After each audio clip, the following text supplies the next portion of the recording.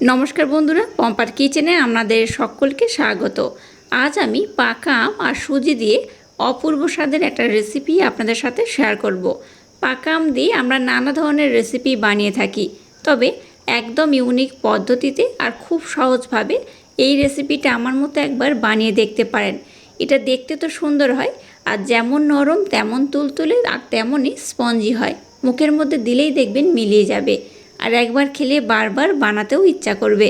তাহলে চলুন দেরি না করে আজকের এই অপূর্ব স্বাদের পাকা আমের রেসিপিটা দেখে নেওয়া যাক। আজকে আমের যে কেকটা বানাবো তার জন্য দেখুন আমের পাল্প নিয়ে নিয়েছি। একদম অল্প করেই নিয়েছি, খুব বেশি লাগবে না, অল্প হলেই হবে। তো এই বাটির মাপ করে এক বাটির একটু কম আমি পাল্প নিয়ে নিয়েছি। এখানে দিয়ে দেবো ব্লেন্ড করে রাখা মিছরি, অল্প করেই দেবো, আপনারা চাইলে একটু কম বেশি করে দিতে পারেন। এক চামচের মতো সাদা তেল এখানে অ্যাড করব। এবার সমস্ত উপকরণ খুব ভালোভাবে আমি ব্লেন্ড করে নেব। একটা চামচ বা ব্লেন্ডারের মাধ্যমে এটাকে এইভাবে নাড়াচাড়া করে ব্লেন্ড করে নিলেই হবে। আমি এখানে ব্লেন্ড করে রাখা মিছরি ব্যবহার করলাম, আপনারা চাইলে কিন্তু এখানে চিনিও ব্যবহার করতে পারেন। সমস্ত উপকরণ দেখুন খুব ভালোভাবে আমি ব্লেন্ড করে নিয়েছি। এবার এখানে দিয়ে দেবো এই বাটি মাপ করে এক বাটি সুজি। সুজির পরিমাণ খুব বেশি দরকার নেই, এইভাবে অল্প করে দিলেই হবে। আর দিয়ে দেবো এক চামচ ময়দা। আজকে কেকটা আমি যেভাবে বানাবো একদম ইউনিক পদ্ধতিতে বানাবো, আশা করছি আপনাদের ভীষণ ভালো লাগবে। যে বাটি মাপ করে আমি সুজি ব্যবহার করেছি সেই বাটি মাপ করে এক বাটি আমি লিকুইড দুধ নিয়েছি, অল্প অল্প দিয়ে দিলাম। অল্প অল্প দেব আর এটাকে খুব ভালোভাবে ব্লেন্ড করব।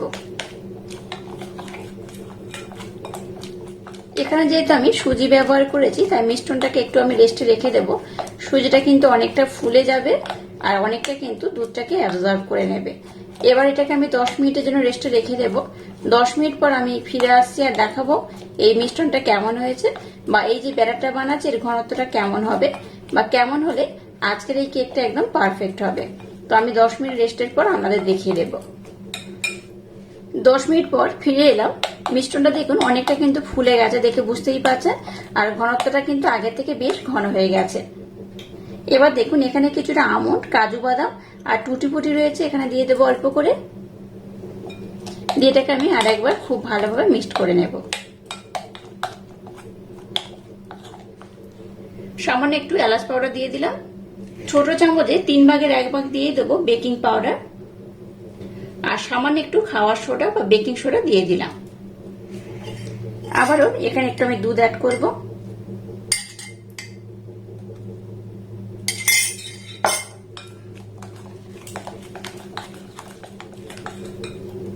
আজকে যে কেকটা বানাচ্ছি এটার জন্য কিন্তু একদম সময় লাগে না, খুব কম সময় এটা বানানো হয়ে যায়। এটা দেখতে তো সুন্দর হয়, খেতেও কিন্তু অসাধারণ হয়। এইভাবে একবার বানিয়ে খেলে দেখবেন আপনাদের বারবার খেতে ইচ্ছা হবে। আচ্ছা, এখানে কিন্তু আমি ফুড কালার ব্যবহার করব না, ফুড কালার ছাড়াই বানাবো। এমনিতেই দেখুন কালারটা খুব সুন্দর হয়েছে, তো ফুড কালার কিন্তু আর অ্যাড করার একদমই দরকার নেই। আজকে যে কেকটা বানাবো তার জন্য দেখুন মিশ্রণটা একদম রেডি হয়ে গেছে, আর ঘনত্বটা দেখুন এইরকমই হয়েছে। খুব যেমন ঘন নয় আবার খুব পাতলাও নয়, এইরকম হলে কিন্তু আজকে কেকটা একদম পারফেক্ট হবে। তো চলুন কেকটা কিভাবে বানাবো দেখে নেওয়া যাক। এবার দেখুন গ্যাসটা জ্বেলে দিয়ে এরকম একটা ইডলি স্ট্যান্ড আমি বসিয়ে দিয়েছি। যেটাতে করে আমরা ইডলি বানাই সেইভাবে কিন্তু ইডলির যে কড়া বা যে স্ট্যান্ড হয় সেটা আমি নিয়েছি। এর মধ্যেই কিন্তু আমি কেকটা বানিয়ে দেখাবো কেকটা কত সহজে কত সুন্দর বানানো হয়ে যায়, আর খুব কম সময়ে কিন্তু এই মিনি কেকগুলো আপনারা বানিয়ে নিতে পারবেন। তো প্রথমে গ্যাসটাকে জ্বেলে দিয়ে এটাকে একটু গরম করে নিয়েছি। এবার দেখুন একটা পাত্রে আমি অল্প করে তেল নিয়েছি, একটা ব্রাশ নিয়েছি। ব্রাশের মাধ্যমে কি করব, খুব ভালোভাবে চারিদিকে কিন্তু আমি লাগিয়ে দেব। এইভাবে একটু লাগিয়ে দিলে কি হবে, যখন কেকটা হয়ে যাবে এটা ওঠাতে কোনো সমস্যা হবে না।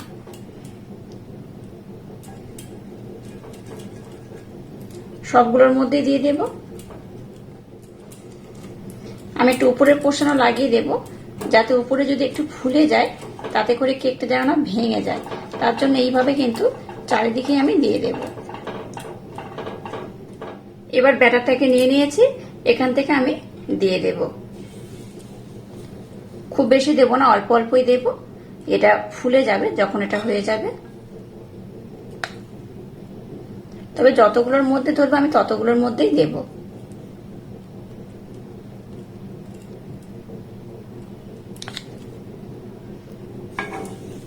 দেখুন দুটো বাদ দিয়ে সবগুলোর মধ্যে কিন্তু সুন্দরভাবে দিয়ে দিয়েছি। এবার উপর থেকে আবারও টুটি ফুটি অল্প একটু দিয়ে দেব, দেখতে ভালো লাগবে তার জন্য কিন্তু এইভাবে দিয়ে দেব। আর একটু আমন্ডও দিয়ে দেব।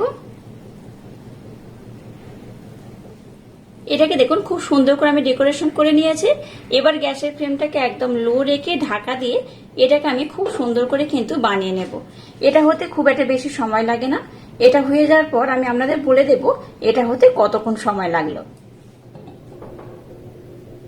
দেখুন কেকগুলো কিন্তু খুব ভালোভাবে হয়ে গেছে। এটা হতে কিন্তু একদমই বেশি সময় লাগেনি। আমি এখানে দেওয়ার পর 15 মিনিট রেখে দিয়েছিলাম। 15 মিনিটের মধ্যেই কিন্তু এটা খুব সুন্দরভাবে হয়ে গেছে। তো একটা টুথপিক নিয়েছি, এটার মাধ্যমে আমি আপনাদের দেখিয়ে দিচ্ছি এটা হয়ে গেছে কিনা। এই দেখুন ভিতরের পোর্শনে দিয়ে দিলাম।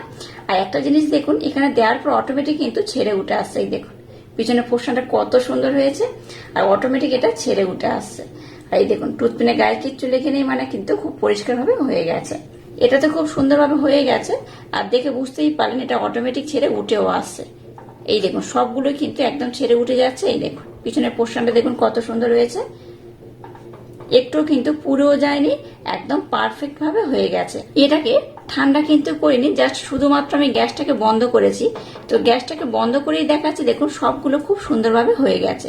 আচ্ছা পিছনের পোর্শনটা যদি একটু হালকা লাল কালার করতে চান তাহলে কি করবেন, এটাকে এইভাবে উল্টে রেখে দেবেন। তবে গ্যাসটাকে আমি বন্ধ করে দিয়েছি। গ্যাসটাকে বন্ধ করে দেওয়ার পর এটাকে এইভাবে একটু উল্টে নেবেন, তাতে করে কিন্তু কালারটা খুব সুন্দর হয়ে যাবে। এবার এইভাবে ঢাকা দিয়ে আমি 5 মিনিটের জন্য রেখে দেব। 5 মিনিটের মধ্যেই দেখবেন এই কালারটা অনেকটাই চেঞ্জ হয়ে যাবে। এই দেখুন কত সুন্দর হয়েছে, প্রত্যেকটা কিন্তু খুব সুন্দরভাবে হয়ে গেছে। তো যাই হোক এবার এটাকে আমি ঠান্ডা করে নেব, তারপর আমি আপনাদের দেখাবো এই কেকগুলো কত সুন্দর হয়েছে। কেকগুলোকে দেখুন আমি কিন্তু ভালোভাবে ঠান্ডা করে নিয়েছি, আর কত সুন্দর দেখতে হয়েছে দেখুন। আর এটা কিন্তু বেশ নরম স্পঞ্জি হয়। এইভাবে প্রত্যেকটা কেক আমি পাত্রের মধ্যে উঠিয়ে নেব। প্রত্যেকটাই খুব সুন্দরভাবে হয়ে গেছে। কেকগুলোকে আমি ঠান্ডা করে নিয়েছি, আর পিছনের পোর্শন দেখুন কত সুন্দর হয়েছে, একটুও কিন্তু পুড়ে যায়নি। আর এই কেকগুলো কিন্তু খুব সহজে বানানো হয়ে যায়। এই দেখুন কতটা নরম, কতটা তুলতুলে হয়েছে। এই দেখুন দেখে বুঝতেই পারছেন কতটা অপূর্ব হয়েছে। এইভাবে অবশ্যই একবার হলো কেকটা বানাবেন, আশা করছি আপনাদের ভীষণ ভালো লাগবে। বাচ্চা থেকে বড় যেই খাবে সেই কিন্তু আপনাকে প্রশংসা করবে যে এইভাবে এত সুন্দর কেক বানানো যায়। কেক বানাতে আমরা ন্যাচারাল 20 মিনিট 25 মিনিট সময় লাগে, কিন্তু এই কেকটা বানাতে খুব বেশি নয়, 10 থেকে 15 মিনিট হলেই কিন্তু কেকটা বানানো হয়ে যায়। আর ভিতরটা দেখুন কত সুন্দর হয়েছে। এটা যেমন নরম তেমন স্পঞ্জি তেমন তুলতুলে, আর মুখে দিলেই মিলিয়ে যাবে। এই কেকটা কিন্তু চায়ের সাথে আপনারা বানিয়েও খেতে পারেন, এমনিও খেতে পারেন। আর বাচ্চাদের স্কুল টিফিনও কিন্তু পাকা আমের সিজনে পাকা আম দিয়ে এইভাবে কেকটা বানিয়ে দিতে পারেন। প্রত্যেকটা বাচ্চা দেখবেন স্কুলের মধ্যে কিন্তু এই টিফিনটা খেয়ে নেবে, কেউ কিন্তু বাড়িতে ফিরিয়ে আনবে না। এটা এতটাই অপূর্ব খেতে হয়। আর আজকের এই অপূর্ব স্বাদে পাকা আমের মিনি কেকের রেসিপিটা যদি আপনাদের ভালো লাগে তাহলে চ্যানেলটাকে লাইক শেয়ার কমেন্ট এবং সাবস্ক্রাইব করবেন, আর পাশে থাকা বেল আইকনটা প্রেস করে দেবেন। তাহলে টাটা, আবার দেখা হচ্ছে নতুন কোনো রেসিপি নিয়ে।